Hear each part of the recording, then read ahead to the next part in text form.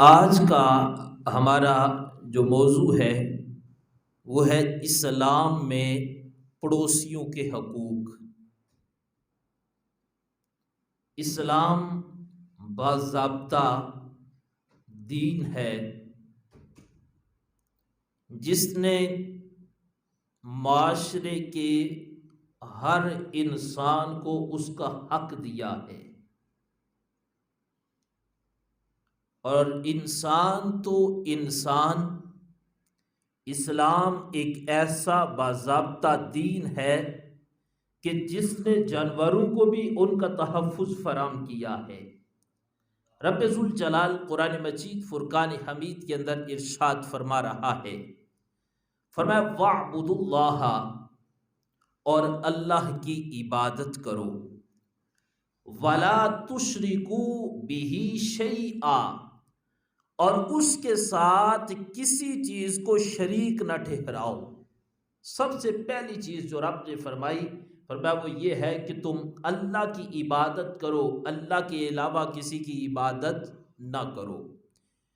اس کے بعد فرمایا وَلَا تُشْرِكُوا بِهِ شَيْئًا، واحد وہ ہے، خالق وہ ہے، مالک وہ ہے، رازق وہ ہے، رحمان وہ ہے، رحیم وہ ہے، کریم وہ ہے، ستار وہ ہے، علیم وہ ہے، خبیر وہ ہے، سمیع وہ ہے، بصیر وہ ہے۔ فرمایا وہ رب کی ذات ہے، وَلَا تُشْرِكُوا بِهِ شَيْئًا، تم رب کے ساتھ کسی کو بھی شریک نہ ٹھہراؤ۔ اس کے بعد رب ذوالجلال فرماتا ہے وَبِالْوَالِدَيْنِ إِحْسَانًا، اور اپنے والدین کے ساتھ احسان کرو، وَبِذِي الْقُرْبَى، اور قریبی رشتہ داروں کے ساتھ بھی احسان کرو۔ آگے فرمایا وَالْيَتَامَى، اور یتیموں کے ساتھ بھی احسان کرو، وَالْمَسَاكِينَ، اور مساکین کے ساتھ بھی احسان کرو، وَالْجَارِ ذِي الْقُرْبَى، اور جو تمہارے قریب کے پڑوسی ہیں تم ان کے ساتھ بھی احسان کرو۔ اس کے بعد فرمایا وَالْجَارِ الْجُنُبِ، اور جو تمہارے دور کے پڑوسی ہیں تم ان کے ساتھ بھی احسان کرو، وَالصَّاحِبِ بِالْجَنبِ، اور جو تمہارے دوست ہیں تم ان کے ساتھ بھی احسان کرو۔ اس کے بعد فرمایا وَابْنِ السَّبِيلِ، ایک ہے تمہارا رشتہ دار، ایک ہے قریبی رشتہ دار، ایک ہے دور کا رشتہ دار، ایک ہے یتیم، ایک ہے مسکین، ایک ہے قریب کا پڑوسی، ایک ہے دور کا پڑوسی، ایک ہے تمہارا دوست۔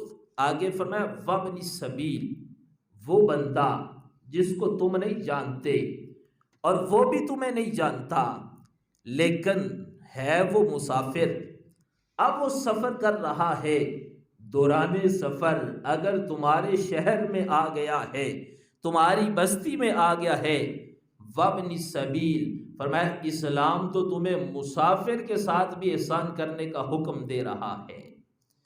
اس کے بعد فرمایا وَمَا مَلَكَتْ أَيْمَانُكُمْ، وہ جو تمہارے غلام ہیں، اسلام تو تمہیں ان کے ساتھ بھی احسان کرنے کا درس دے رہا ہے۔ یعنی اس ایک آیت میں اللہ تعالیٰ نے کتنی چیزوں کا ذکر فرمایا کہ عبادت اللہ کی کرو، اس کے ساتھ کسی کو شریک نہ ٹھہراؤ، والدین کے ساتھ احسان کرو، قریبی رشتہ داروں کے ساتھ احسان کرو، یتیموں کے ساتھ احسان کرو، مساکین کے ساتھ احسان کرو، قریبی پڑوسیوں کے ساتھ احسان کرو، دور کے پڑوسیوں کے ساتھ احسان کرو، اپنے دوستوں کے ساتھ احسان کرو، پھر فرمایا مسافروں کے ساتھ احسان کرو، اور اس کے بعد فرمایا جو تمہارے غلام ہیں اسلام تمہیں ان کے ساتھ بھی محبت و پیار کا درس ارشاد فرما رہا ہے۔ یعنی اتنا وسیع اسلام کا پیغام ہے، اور اسلام کا یہ درہ امتیاز ہے کہ اسلام نے معاشرے کے ہر فرد کو اسلام نے اس کا تحفظ فراہم کیا ہے۔ آج کا چونکہ موضوع صرف پڑوسیوں کے حقوق کے حوالہ سے ہے، حضرت سیدنا ابو ذر غفاری رضی اللہ تعالی عنہ آپ روایت کرتے ہیں کہ رسول اللہ صلی اللہ علیہ وآلہ وصحبہ وسلم نے ارشاد فرمایا کہ جب تم اپنے گھر میں شوربہ بناؤ، فرمایا جب تم گھر میں شوربہ پکاؤ تو اس وقت اس میں پانی زیادہ ڈال لیا کرو۔ ابو ذر غفاری کہتے ہیں محبوب نے مجھے فرمایا کہ اے ابو ذر جب گھر میں شوربہ بناؤ اس میں پانی زیادہ ڈال لیا کرو۔ آخر اس میں راز کیا ہے؟ میری اور آپ کی سوچ بڑی چھوٹی ہے، پر قربان جاؤں میرے محبوب کو قیامت تک آنے والے ہر امتی کی فکر ہے۔ محبوب کو پتہ ہے میرے امتیوں کے ساتھ کیا بنے گا۔ فرمایا کہ ابو ذر غفاری جب گھر میں شوربہ بناؤ تو پانی زیادہ ڈال لو۔ اس کا فائدہ کیا ہے؟ فرمایا جب تم گھر میں سالن بناؤ تو کچھ اپنے پڑوسی کو دے دو تاکہ اس کا بھی فائدہ ہو جائے، تمہارا بھی فائدہ ہو جائے، وہ بھی اپنا پیٹ بھر لے، رب ذوالجلال تمہیں بھی اس کا ثواب عطا فرما دے۔ اب دیکھو کہ میرے محبوب علیہ السلام کو اپنی امت کے ساتھ کتنا پیار ہے، اور پھر امتی کا کتنا فکر ہے کہ حضور قیامت تک کے حالات سے واقف ہیں۔ فرمایا کہ گھر میں بنا رہے ہو لیکن پانی زیادہ ڈال لو، اس وجہ سے تھوڑا بناؤ گے تو تمہارے لیے کافی ہوگا، زیادہ بناؤ گے تو میرے کسی غریب امتی کے لیے کافی ہوگا، میرے کسی غریب امتی کا فائدہ ہو جائے گا، اس سے رب ذوالجلال تمہیں بھی اس کا ثواب عطا فرمائے گا۔ لیکن اگر ہم اس پر غور کریں، آج یہی امتی جب لباس پہنتا ہے اس وقت اس نے کبھی یہ نہیں سوچا کہ میرا لباس میرے محبوب علیہ السلام کی سنت کے مطابق ہو۔ لباس پہنتے وقت ہماری نظر الا ماشاءاللہ وہ انگریز کی طرف ہوتی ہے کہ آج کا ماڈرن لباس یہ ہے۔ اگر ہم نے کوئی کھانا کھانا ہے، کوئی دعوت کرنی ہے، کہیں پر جانا ہے، کوئی خوشی کا موقع ہے، کوئی غمی کا موقع ہے، تو ہماری ترجیح ہوتی ہے لوگوں کا نظام کیسا ہے، لوگ کس نظام کو پسند کرتے ہیں۔ بھائی لوگوں کو نہ راضی کرو، راضی اللہ اور اس کے رسول علیہ السلام کو کرو۔ یہ دیکھو کہ ہمارے محبوب علیہ السلام کا طریقہ کار کیا ہے، اللہ کے محبوب علیہ السلام کی سنت کیا ہے، رسول اللہ صلی اللہ علیہ وسلم کا طریقہ کیا ہے۔ ہمارے محبوب علیہ السلام نے امت کو کون سا طریقہ ارشاد فرمایا ہے؟ جب امتی اپنے محبوب کے بتائے ہوئے طریقے پر عمل کر کے زندگی گزارے گا، رب ذوالجلال اس کی زندگی کو اس کے لیے آسان بنا دے گا۔ دوسرے مقام پر اللہ کے محبوب علیہ السلام نے ارشاد فرمایا، حضور علیہ السلام فرماتے ہیں کہ اپنے پڑوسی کا خیال رکھو۔ کس انداز میں؟ حضور علیہ السلام نے فرمایا کہ اپنے پڑوسی کو اذیت نہ دو۔ کس طرح اذیت؟ کہ گھر میں جب تم سالن بناؤ تو فرمایا اس کی خوشبو سے اپنے پڑوسی کو تکلیف نہ دو۔ میرے محبوب علیہ السلام کی نظر فکر کا کمال دیکھو کہ حضور اپنی امت کو کس طرح تعلیم ارشاد فرماتے ہیں۔ آج مثال کے طور پر ایک گھر میں کھانا پک رہا ہو، وہ کسی امیر کا گھر ہے اور ساتھ ہی کسی غریب کا گھر ہے، ادھر سے خوشبو آ رہی ہے بریانی کی، اور جو ساتھ گھر ہے اس میں ایک وقت کھانے کے لیے کھانا بھی میسر نہیں ہے۔ اب اس کو تو تکلیف ہوگی، دل میں بڑا پریشان ہوگا، لیکن وہ آج پریشان ہو رہا ہے، میرے محبوب کو پہلے ہی اپنی امتی کی فکر ہے کہ کہیں میرا کوئی امتی پریشان نہ ہو جائے۔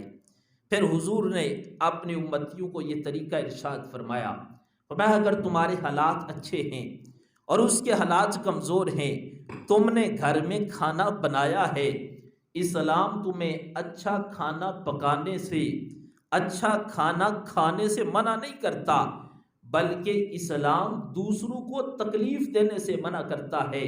تم اچھا کھانا بناؤ، کھاؤ، دوسروں کو کھلاؤ، لیکن ساتھ اپنے پڑوسیوں کا خیال رکھو۔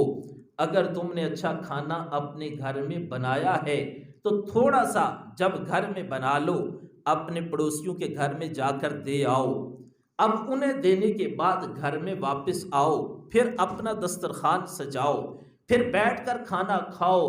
جب پہلے انہیں کھلاؤ گے پھر خود کھاؤ گے، کھانے میں لذت بھی آئے گی اور کھانا کھانے کا تمہیں سرور بھی ملے گا۔ جس طرح کھانے میں سرور ملے گا ویسے ہی پڑوسی کو کھلانے میں رب ذوالجلال تمہیں ثواب بھی عطا فرمائے گا۔ اب یہ ہمارے محبوب علیہ السلام نے ہمیں یہ طریقہ ارشاد فرمایا، اور پھر ہمارے اگر اسلاف کی طرف ہم ان کی سیرت کو پڑھیں، ان کی زندگیوں کو پڑھیں کہ انہوں نے کس طرح پڑوسیوں کے حقوق کا خیال رکھا۔ آج ہی میں حضرت سیدنا بایزید بسطامی رحمۃ اللہ علیہ کی سیرت کو پڑھ رہا تھا کہ آپ کے پڑوس میں ایک مجوسی کا گھر تھا۔ اب وہ مجوسی خود تو گھر میں نہیں تھا لیکن اس کے بچے گھر میں تھے۔ بایزید بسطامی کا معمول تھا دن کو روزہ بھی رکھتے، رات کو نوافل بھی پڑھتے، قرآن کی تلاوت بھی کرتے، صدقہ و خیرات بھی کرتے، ذکر و اذکار بھی کرتے، لیکن جب رات کا وقت ہوا دیکھا کہ پڑوسیوں کے گھر سے بچے کے رونے کی آواز آ رہی ہے۔ حضرت بایزید بسطامی رحمۃ اللہ علیہ نے اس بات کا پتہ کروایا کہ ہمارے پڑوسی ہیں، ہے وہ مجوسی کا گھر لیکن رات کو بچے کے رونے کی آواز آتی ہے۔ ایک دن بھی ایسا ہوا، دوسرے دن بھی ایسا ہوا، آپ نے اس بات کا پتہ کروایا کہ اس گھر سے رونے کی آواز کیوں آتی ہے، بچہ کہیں بیمار تو نہیں؟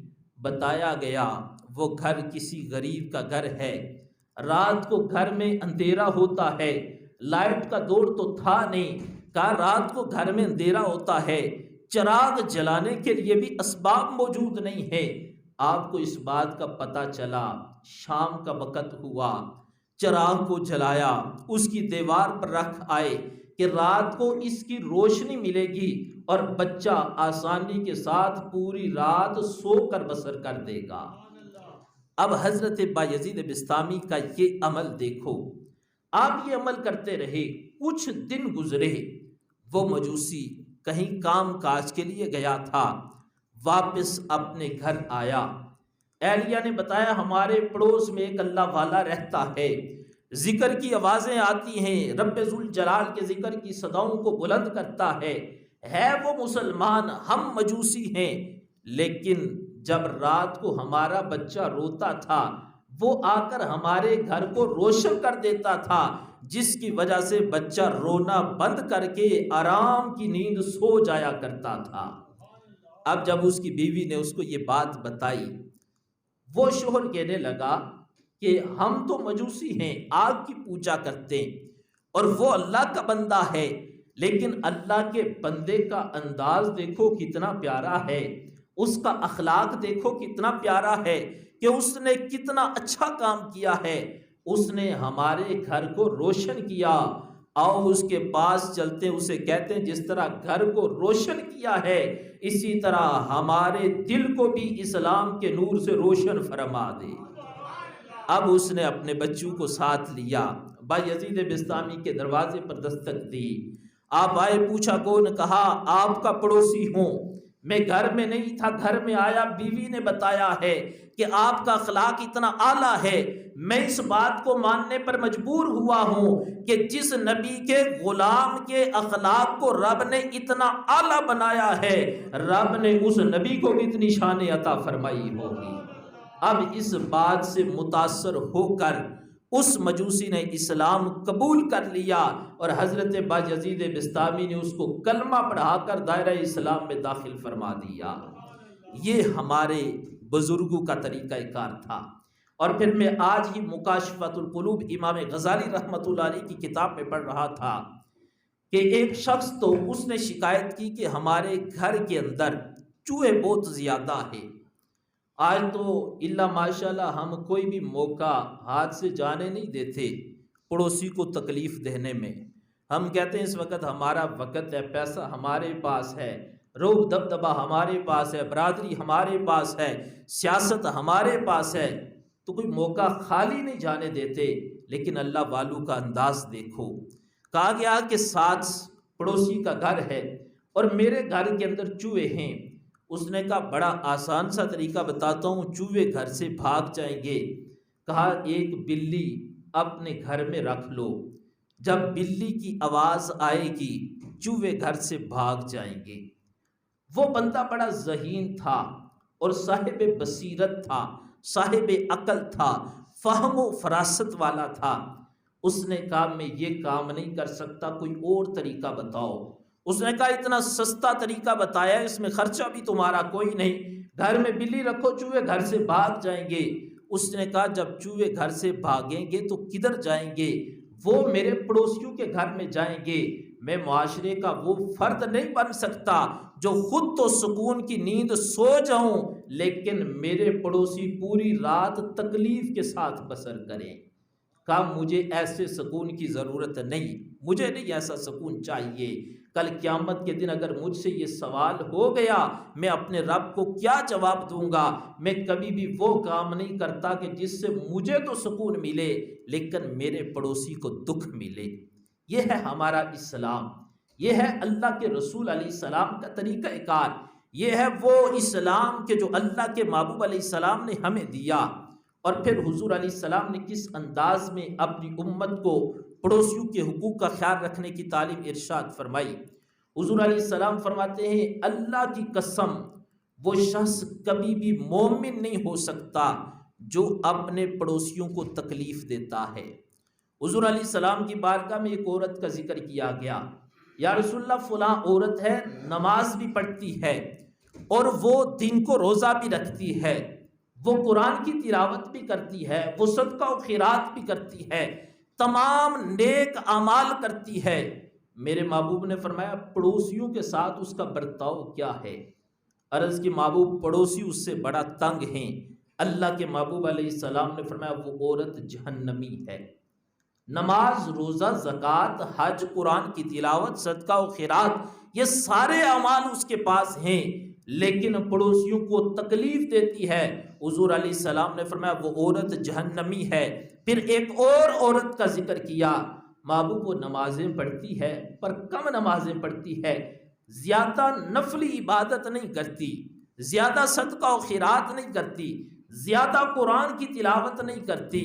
میرے محبوب نے فرمایا پڑوسیوں کے ساتھ کیا انداز ہے؟ عرض کی محبوب سارے پڑوسی اس کے ساتھ راضی ہیں، خوش ہیں، وہ ان کے حقوق کا خیال رکھتی ہے۔ اللہ کے محبوب علیہ السلام نے فرمایا اس کی برکت سے اللہ اس کو جنت میں داخل فرما دے گا۔ یہ انداز اللہ کے محبوب علیہ السلام نے فرمایا۔ اور پھر حضور علیہ السلام نے فرمایا کہ اپنے پڑوسیوں کے حقوق کا خیال رکھو۔ عرض کی محبوب ان کے حقوق کیا ہیں؟ حضور علیہ السلام نے فرمایا جب انہیں کوئی تکلیف پہنچے تو تم ان کے دکھ میں ان کے ساتھ شریک ہو جایا کرو، جب ان کے ہاں کوئی خوشی ہو تو تم ان کی خوشی میں شامل ہو جایا کرو، اور جب تم مکان بناؤ تو فرمایا اپنے مکان سے اپنے پڑوسیوں کو تکلیف نہ دیا کرو۔ عرض کی محبوب مکان سے پڑوسیوں کو کیسے تکلیف؟ اب مثال کے طور پر ایک منزل پڑوسیوں کی بنی ہے، آپ نے مکان بنایا ایک منزل، جب دوسری منزل بناؤ گے، تیسری بناؤ گے، اس سے کیا ہوگا؟ گرمیوں میں ٹھنڈی ہوا کی ضرورت ہوتی ہے، اب ان کے گھر میں ہوا کا آنا بند ہو جائے گا۔ سردیوں میں گھر میں دھوپ کی ضرورت ہوتی ہے، ہر بندہ چاہتا ہے میرے گھر میں دھوپ آئے۔ جب تم مکان زیادہ اونچا بناؤ گے اس وقت بھی انہیں تکلیف ہوگی۔